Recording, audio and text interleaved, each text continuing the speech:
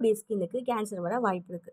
So நான் மாய்ஸ்சரைசிங்கா இருக்கிற piers coconut பாடி வாஷை நான் யூஸ் பண்றேன். இது ஜஸ்ட் ₹200 தான். இதுக்கு முன்னாடி நான் யூஸ் பண்ணிட்டு கொஞ்சம் குவாண்டிட்டி இருக்கு. அதையும் நான் யூஸ் பண்ணிக்கிறேன். இப்போ கொஞ்சோண்டு குவாண்டிட்டியை நான் எடுத்து இதில் போட்டுட்டு இப்போ ப்ரஷ் எல்லாம் கையால் தேய்ச்சி விட்டுக்கிறேன். அதை அப்படியே ஒரு 5 மினிட்ஸ் விட்டுறேன். கொஞ்சம் நேரம் கழிச்சு ப்ரஷ் எல்லாம் பார்க்கும்போது foundation, powder, lipstick, eye shadow எல்லாமே வெளியே வந்திருக்கும். தண்ணியை கீழே கொட்டிட்டு வேற தண்ணியை ஊற்றி நான் கழுவிடுறேன்.